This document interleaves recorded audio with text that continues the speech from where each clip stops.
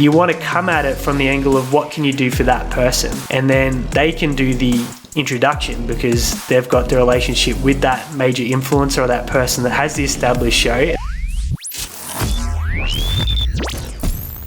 There was a window in 2015 where I was a guest on many established podcasts. Power Players and Young Hustlers were two of those among many others. And what's fascinating about that experience is you get positioned to someone's existing pre-established audience as an expert, as an authority, and if you deliver value on that podcast, they automatically come across and join your community.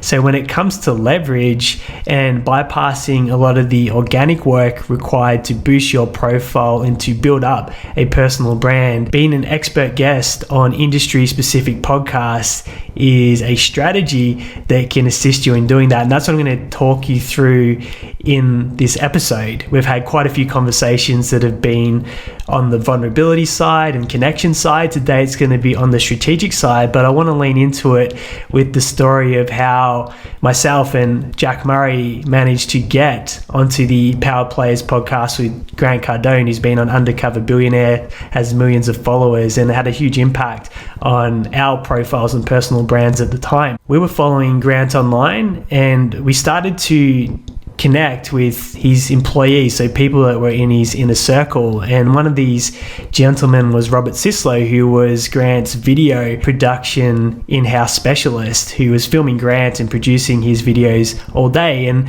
we started interacting and engaging with Rob's content once we were connected on social media. Naturally, as a bit of rapport back and forth started happening in the comments, he started seeing our content and would start interacting with that. And after a little while, there was enough banter that we had a bit of a connection that we started chatting via Messenger. And there was good energy between the three of us, myself, Robert, and Jack. And I think Jack had the courage to sort of say, hey, what about doing something with Grant?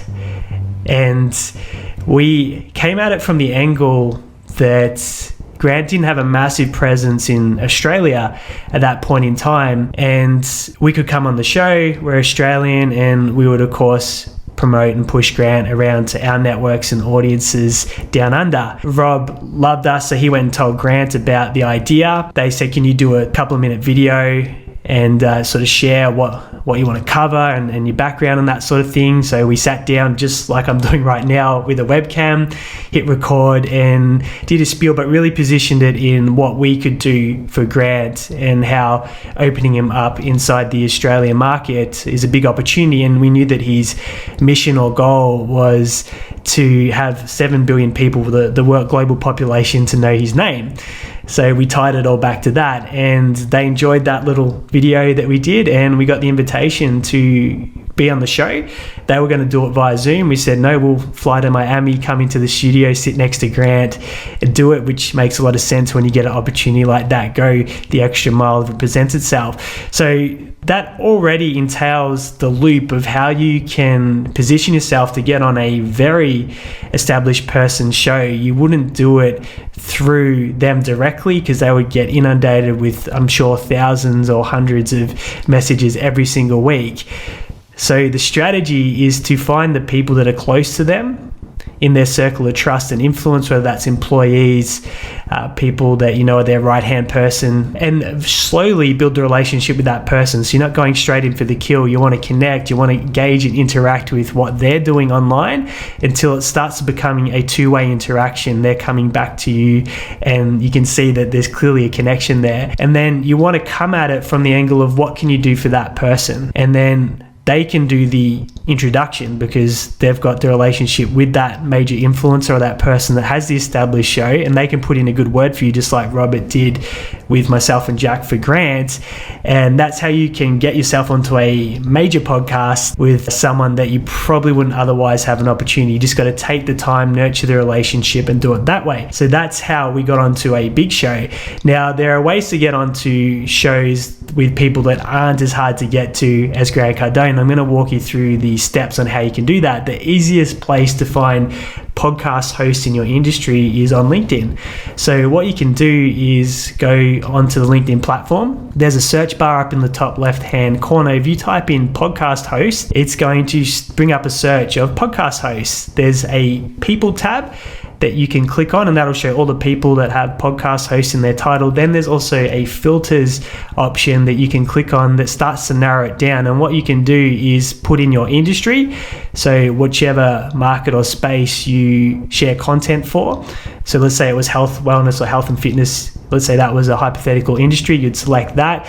Then you can put in the geography. Let's say you wanted to find some local podcast hosts initially because you might be able to sit with them or go into a studio and have that proximity, which can be helpful for getting onto a show. You put in the location of Melbourne, for example, which is where I am right now. And then in the title section, again, you type in podcast host. And if I did that, I get a list of all the podcast hosts that are in Melbourne and in that health, wellness, fitness industry.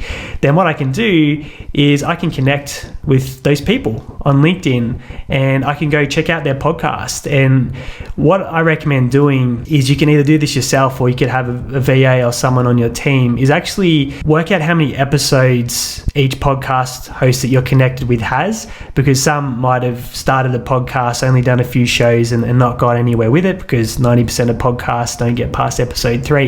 And are they still active with the podcast? So someone can go check out the podcast. How often are they doing episodes? Do they have guests on it? And what episode number are they up to?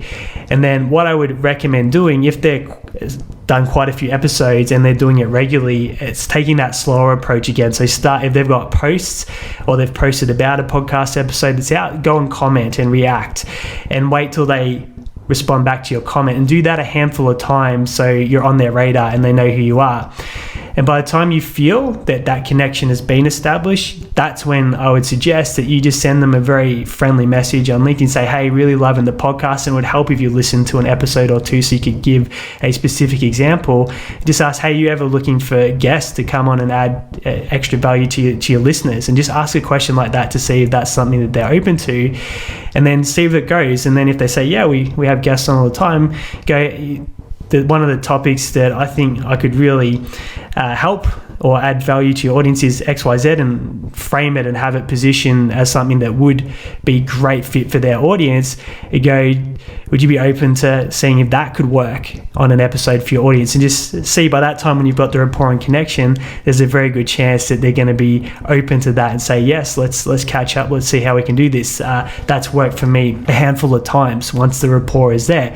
So that's when you've got a show that's up and running, they're consistent, they're doing episodes, which means they've probably got an audience, which means the infiltration that you get and the exposure you get is going to be much higher. You're going to go into a listening community that's large, and like I said, if you deliver and add value and bring great energy to the show, a lot of those people then come and follow you on the back end of that, and it can also create business opportunities as well. If you can get on a handful of podcasts, that also can create the leverage to get onto future shows.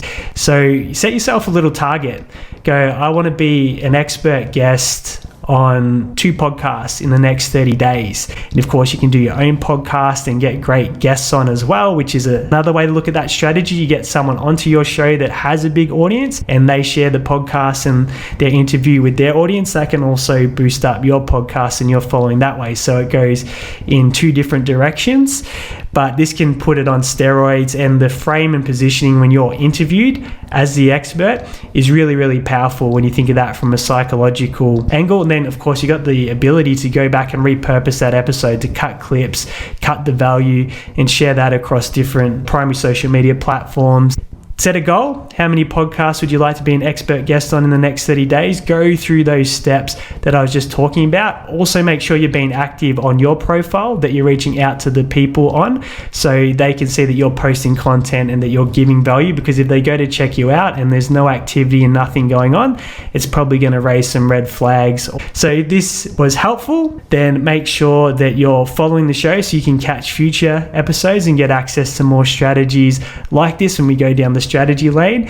If we're not connected on social media, Aaron Witnish, I'd love to follow you back and watch your journey and support and cheerlead you on. And also, if you enjoyed the episode and haven't left a 5-star review yet, that will just help us reach more people on the platform you're listening on.